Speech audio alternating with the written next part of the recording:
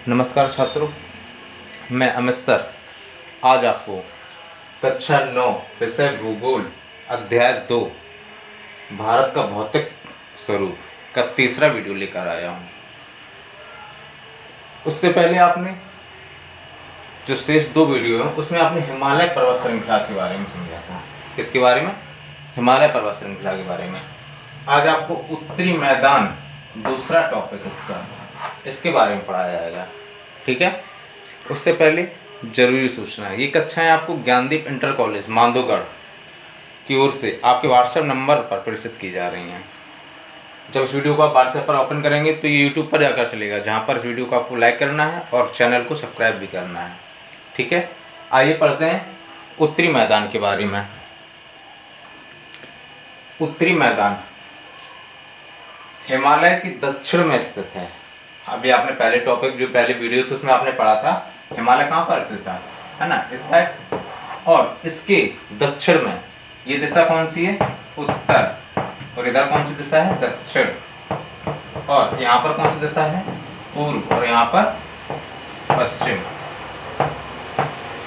तो उत्तरी मैदान की स्थिति कहाँ पर? उत्तरी मैदान आपका यहाँ से यहाँ तक विस्तृत है। ठीक है। ये आपका क्या है? उत्तरी मैदान। ठीक है। उत्तरी मैदान हिमालय के दक्षिण में स्थित है। हिमालय ही रहा, हिमालय की उत्तर दिशा इस साइड हो जाएगी और हिमालय की दक्षिण दिशा नीचे की तरफ है ना। जब हम मानचित्र में किसी भी दिशा का निर्धारित करते हैं तो ऊपर की साइड उत्तर होती है और नीचे की साइड दक्षिण, और इस साइड पूर्व होती है और इस साइड पश्चिम होती है। ठीक है। उत्तरी मैदान का निर्माण 3 प्रमुख नदियों तथा उनकी सहायक नदियों से हुआ है। वो नदी है नंबर 1 गंगा, सिंधु, तीसरी ब्रह्मपुत्र। उत्तरी मैदान के निर्माण में इन्हीं 3 नदियों तथा इनकी सहायक नदियां क्या होती हैं? किसी मुख्य धारा में, जैसे गंगा नदी है, गंगा नदी में आपको पता होगा कौन सी नदी मिल जाती है? आपको अपनी लोकल में पता होगा, गंगा नदी में जाकर यमुना नदी मिल जाती है ना। कहाँ पर मिलती है? प्रयागराज में।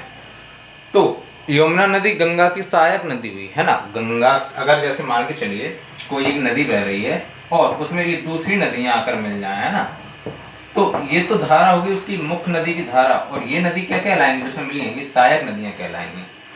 ठीक है। तो उत्तरी मैदान का निर्माण किससे हुआ है? उत्तरी मैदान का निर्माण गंगा, सिंधु और ब्रह्मपुत्र तथा इनकी सहायक नदियों से हुआ है। इसका इन नदियों से कैसे निर्माण हो गया? ये नदियां क्या करती हैं? अपने संगे मिट्टी बहा कर लाती हैं। हिमालय से यहाँ से निकलती हैं, जैसे हम गंगा नदी कहाँ से निकली? गंगोत्री उत्तराखंड से। और ये बहते हुए क्या लाती हैं? मिट्टी लाकर अपने साथ मिट्टी लाती हैं, और उसी मिट्टी से इस उत्तरी मैदान का निर्माण हुआ है। जो नदियां मिट्टी लाती हैं वो मिट्टी काफ़ी उपजाऊ मिट्टी होती है, जिससे यहाँ पर कृषि उत्तम होती है ना। जब मिट्टी अच्छी उपजाऊ होगी तो कृषि अच्छी होगी वहाँ पर। ठीक है। उत्तरी मैदान पूर्व से पश्चिम तक 2400 किलोमीटर तक फैला हुआ है। कितना? पूर्व से पश्चिम तक कितना फैला हुआ है? 2400 किलोमीटर तक। तथा इसका क्षेत्रफल 7 लाख वर्ग किलोमीटर है। 7 लाख वर्ग किलोमीटर। ये सभी आप लिखते जाएंगे अपनी नोट्स में। उत्तरी मैदान एक समतल मैदान है ना। यहाँ पर ऊंचे नीचे हिमालय जैसे पहाड़ियाँ नहीं है, समतल जमीन है। ठीक है। उत्तरी मैदान को 4 भागों में वर्गीकृत किया गया है। जैसे मान के चलिए आपका उत्तरी मैदान है तो इसको 4 भागों में वर्गीकृत किया गया। जैसे ये आपका उत्तरी मैदान है तो इसको 4 भाग कर लिए गए हैं। इसके कितने? 4 भाग कर लिए गए हैं। ठीक है। ऐसे समझिए आप। ठीक है। इस साइड कौन सा राज्य है? यहाँ पर कौन सा राज्य है आपको पता होगा? कौन सा राज्य है यहाँ पर? यहाँ पर कौन सा राज्य है? यहाँ पर राजस्थान राज्य है ना। कौन सा राज्य है? राजस्थान। यहाँ पर कौन सा राज्य है? यहाँ पर लगभग कौन सा राज्य है? पंजाब है ना। और ये गंगा का मैदान है और यहाँ पर ब्रह्मपुत्र का मैदान है। तो उत्तरी मैदान को 4 भागों में वर्गीकृत किया गया है।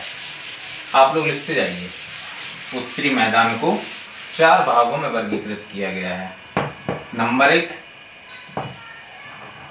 पंजाब का मैदान। पंजाब का मैदान। नंबर 2, राजस्थान का मैदान। राजस्थान का मैदान। नंबर 3, गंगा का मैदान। गंगा का मैदान। नंबर 4, ब्रह्मपुत्र का मैदान। ब्रह्मपुत्र का मैदान। इन्हीं 4 भागों में उत्तरी मैदान को वर्गीकृत किया गया है। अब आइए पढ़ते हैं पंजाब मैदान के बारे में। पंजाब मैदान उत्तरी मैदान का पश्चिमी भाग है ना। जब हमने इसको 4 भागों में बांटा था, इसके 4 भाग कर दिए थे, तो ये सबसे पश्चिमी भाग है किसका? पंजाब मैदान। पंजाब मैदान इसको किस लिए कहते हैं? क्योंकि यहाँ पर 5 नदियाँ यहाँ से निकली हुई हैं पंजाब मैदान से। ठीक है, कौन कौन सी नदियाँ निकली हुई हैं? उन नदियों के बारे में आप समझ लीजिए। इसमें जो 5 नदियाँ निकली हैं वो हैं आपकी झेलम, चेनाब, रावी, सतलज और ब्यास। ये 5 नदियां यहाँ से निकली हुई हैं। ठीक है, इसके बाद इस मैदान का विस्तार पाकिस्तान देश तक हो गया है। इस पंजाब मैदान का विस्तार कहाँ तक हो गया है? पाकिस्तान तक। कहाँ तक? सिंधु नदी के पार तक।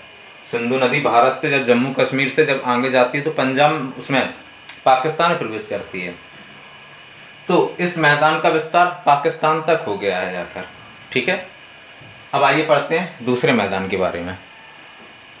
और हाँ, इस मैदान का एक और नाम है सतलज मैदान। सतलज मैदान क्यों? क्योंकि यहाँ पे सतलज नदी बहती है यहाँ से, तो उसी के नाम पर इसका नाम हो गया सतलज मैदान। ठीक है, आइए पढ़ते हैं दूसरे राजस्थान के मैदान के बारे में। आइए पढ़ते हैं राजस्थान मैदान के बारे में। राजस्थान मैदान जलवायु परिवर्तन के कारण रेतीला बन गया है ना। यहाँ पर क्या है? रेत है, जिसके कारण यहाँ पर वनस्पति का बहुत कम पाई जाती है। ये वनस्पति का अभाव है। ठीक है, बहुत कम मात्रा में यहाँ पर वनस्पति पाई जाती है। यहाँ पर बालू की मात्रा बालू के टिब्बों के रूप में पाई जाती है। बालू के टिब्बों के रूप में पाई जाती है यहाँ पर बालू। ठीक है, यहाँ की प्रमुख नदी लूनी नदी है, जो एकमात्र नदी है। कौन सी नदी है? लूनी नदी। लूनी नदी राजस्थान मैदान की एक प्रमुख नदी है और सिर्फ इकलौती नदी है। ठीक है, यहाँ पर खारे पानी की झीलें पाई जाती हैं राजस्थान मैदान में। ठीक है, कौन कौन सी पाई जाती है? मैं आपको नाम लिख देता हूँ। नंबर 1, सांभर झील। सांभर झील, डीडवाना झील। डीडवाना झील, डेगना झील। डेगना झील। अगला है कुचापन झील। कुचापन झील। ये इसकी प्रमुखता है। ठीक है, आइए पढ़ते हैं तीसरे उत्तरी मैदान के बारे में। कौन सा है? गंगा का मैदान। ठीक है, यह मैदान यमुना नदी और ब्रह्मपुत्र नदी के बीच का मैदान है। गंगा का मैदान यमुना नदी और ब्रह्मपुत्र नदी के बीच का मैदान है। इस मैदान में प्रमुख नदी गंगा है, इसलिए इसको किस नाम से जाना जाता है? गंगा का मैदान। हालांकि इसमें और भी नदियां हैं ना, गंगा की सहायक नदियां हैं, तो इसलिए इसको किस नाम से जाना जाता है? गंगा के मैदान से। ये मैदान काफ़ी उपजाऊ मैदान है। क्यों? क्योंकि यहाँ पर गंगा की बहुत सारी सहायक नदियाँ, बहुत सारे मिट्टी को लाती हैं, जिससे वो मिट्टी कैसी होती है, उपजाऊ मिट्टी होती है। ठीक है। गंगा नदी इसी गंगा के मैदान में बहती हुई जब कोलकाता पश्चिम बंगाल में प्रवेश करती है, पश्चिम बंगाल भारत के राज्य है ना, जब उसमें ये प्रवेश करती है तो इसके दो भाग हो जाते हैं। जैसे ही मान के चलिए गंगा जब पश्चिम बंगाल राज्य, तब जब इसमें ये गंगा नदी प्रवेश करती है तो इसके दो भाग हो जाते हैं। ठीक है। एक भाग चला जाता है बांग्लादेश में, कहाँ पर, बांग्लादेश में। ठीक है। और एक भाग यहीं से पश्चिम बंगाल में बहते हुए जाकर बंगाल की खाड़ी में गिर जाता है। ठीक है। तो जो इसके दो भाग हो जाते हैं, तो एक जो दूसरी नदी बनती है उसका नाम हुगली है। क्या नाम है? हुगली। आपके पेपर में क्वेश्चन पूछा जाएगा कि हुगली के किनारे कौन सा शहर बसा है? हुगली नदी के किनारे तो कोलकाता शहर बसा है। कौन सा बसा है? कोलकाता, पश्चिम बंगाल की राजधानी। ठीक है। या ऐसे पूछ दिया जाएगा कोलकाता किस नदी के तट पर बसा है, तो आप बताएंगे हुगली नदी के तट पर। ठीक है। इसके बाद जब गंगा नदी बांग्लादेश में प्रवेश करती है तो ये ब्रह्मपुत्र नदी से मिलती है। किस नदी से मिलती है? ब्रह्मपुत्र नदी से मिलती है।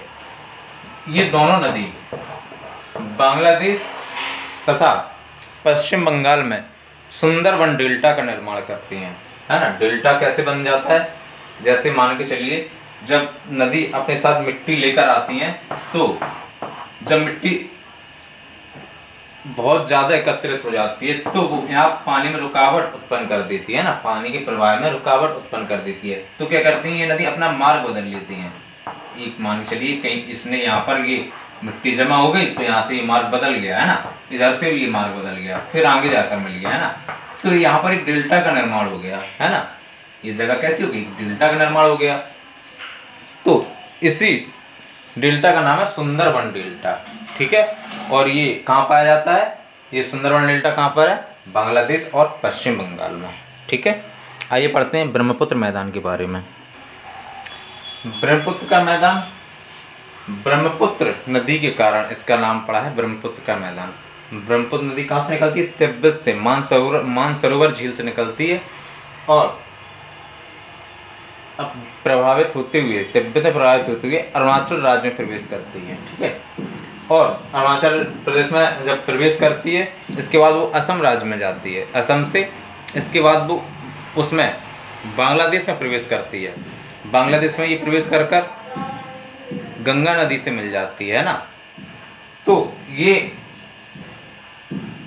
मिट्टी लाती है अपने साथ में, जिससे असम में, अरुणाचल प्रदेश में, है ना, और राज्य हैं वहाँ पर मैदान का निर्माण हुआ है जिसका नाम है ब्रह्मपुत्र का मैदान। ठीक है। ब्रह्मपुत्र का जो ढाल है ना, मतलब ढलान है, वो पूर्व से पश्चिम की ओर है। जैसे कि अरुणाचल प्रदेश पूर्व में है और इधर गुजरात कहाँ पर है? पश्चिम में है। तो उसका जो ढलान, अरुणाचल प्रदेश थोड़ा ऊंचे स्थान पर है और इधर बांग्लादेश थोड़े नीचे स्थान पर है। ठीक है। आइए पढ़ते हैं इसके दूसरे भाग के बारे में। एक बात और है, ब्रह्मपुत्र नदी जब असम में बहती है तो वो एक द्वीप का निर्माण करती है जिसका नाम है माजुली द्वीप। माजुली द्वीप मतलब ये कैसे निर्माण करती है? जैसे मान के चलिए जब ये नदी अपने साथ मिट्टी बहाकर लाती है तो जब ये मिट्टी क्या करती है, यहाँ पर अवसाद जब बहुत सारा जमा हो जाता है तो एक द्वीप का निर्माण हो जाता है और ये मिट्टी धारा इसकी यहाँ से प्रभावित होने लगती है। ठीक है। और ये धारा ऐसे इस जगह से ना होकर इस साइड से प्रभावित होने लगी तो एक द्वीप का निर्माण हो गया है। ठीक है। जिसका नाम है माजुली द्वीप। माजुली द्वीप ये विश्व का सबसे बड़ा नदी द्वीप है। नदी द्वारा बनाया गया विश्व का सबसे बड़ा द्वीप है। ठीक है। उत्तरी मैदान पढ़ने के बाद आइए इसके भारत के भौतिक स्वरूप के तीसरे पार्ट के बारे में पढ़ते हैं। अगले हेडिंग है प्रायद्वीपीय पठार। ये वीडियो ज़्यादा बड़ा ना हो इसलिए आज इतना ही पढ़ाएंगे। ठीक है। अगले वीडियो में प्रायद्वीपीय पठार, भारतीय मरुस्थल, द्वीप समूह और तटीय मैदान के बारे में एक ही वीडियो आएगा उन सब का। ठीक है, आज के लिए इतना ही, धन्यवाद।